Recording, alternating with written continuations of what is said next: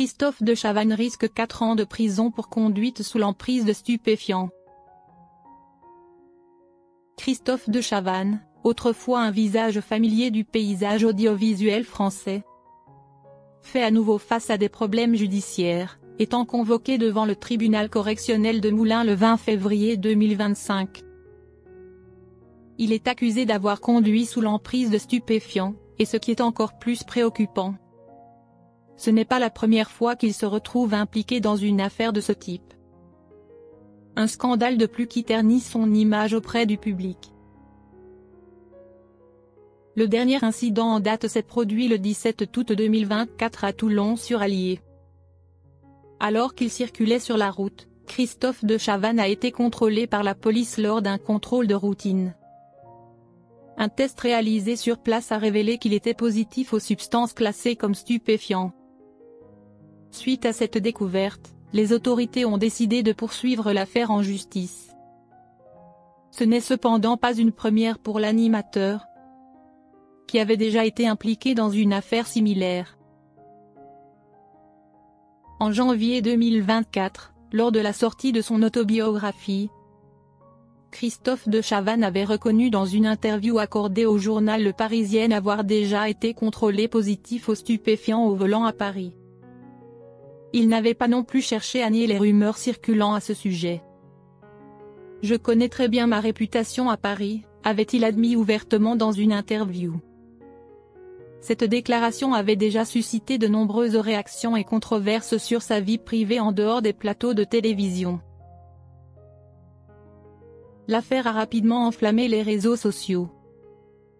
De nombreux internautes ont vivement critiqué son comportement, soulignant notamment une contradiction flagrante. Par le passé, Christophe de Chavannes avait publiquement exhorté la population à se faire vacciner pour protéger les autres. Un internaute a ironiquement commenté, « Celui qui prônait la vaccination pour protéger la communauté conduit maintenant sous l'effet de drogue. Quelle incohérence !»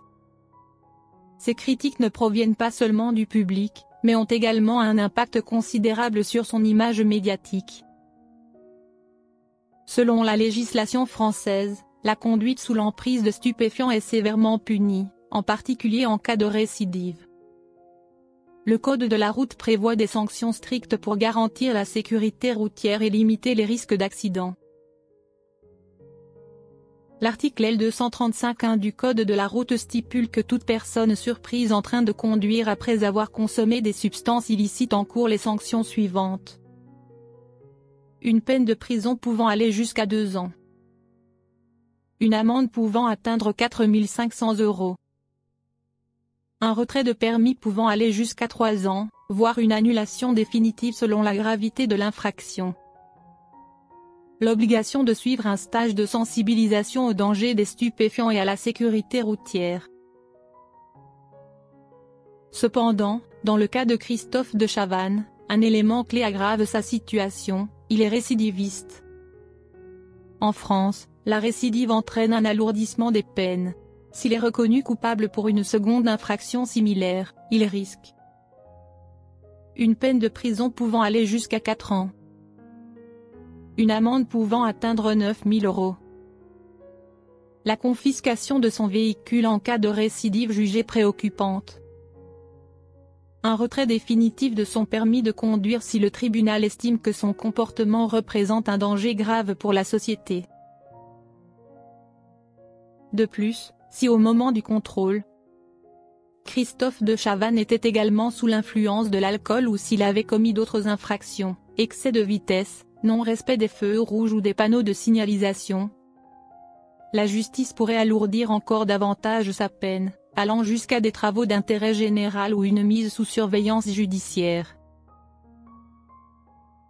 Outre les conséquences judiciaires, ce procès pourrait avoir de lourdes répercussions sur la carrière et la réputation de Christophe de Chavannes. En France, les personnalités publiques sont étroitement scrutées, en particulier celles qui ont une influence médiatique. Les scandales liés aux stupéfiants sont des sujets extrêmement sensibles et peuvent nuire irrémédiablement à l'image d'un individu, surtout lorsqu'il s'agit d'une figure emblématique du paysage audiovisuel. Si Christophe de Chavannes est condamné à une peine sévère, il risque d'être restreint, voire exclu, des émissions télévisées auxquelles il participe actuellement. Les producteurs et partenaires pourraient réévaluer leur contrat avec lui, ne souhaitant pas être associés à une personnalité dont l'image est ternie. De même, certaines marques ou entreprises ayant collaboré avec lui pourraient se retirer pour préserver leur réputation. Cependant, Christophe de Chavannes a encore la possibilité d'atténuer sa peine s'il adopte une attitude coopérative avec les autorités, reconnaît ses erreurs et s'engage à ne pas récidiver. Le droit français prévoit certains mécanismes de clémence pour les accusés qui font preuve de remords, notamment la possibilité de commuer une peine de prison en sursis, de remplacer la sanction par des stages de sensibilisation au danger des stupéfiants ou encore d'imposer des travaux d'intérêt général au lieu d'un emprisonnement. Si son avocat parvient à présenter des arguments convaincants, par exemple en démontrant que son comportement n'a pas eu de conséquences graves ou qu'il s'agit d'un écart ponctuel, le tribunal pourrait envisager une peine plus clémente. De plus, s'il prend l'initiative d'intégrer un programme de désintoxication ou de suivi psychologique, si son addiction est liée à des troubles mentaux, cela pourrait également jouer en sa faveur pour réduire la sévérité de la sanction. Outre ses problèmes judiciaires, Christophe de Chavannes fait régulièrement l'objet de rumeurs sur sa vie privée. Sa relation avec la journaliste Léa Salamé, avec qui il collabore dans l'émission Quelle époque, suscite de nombreuses spéculations.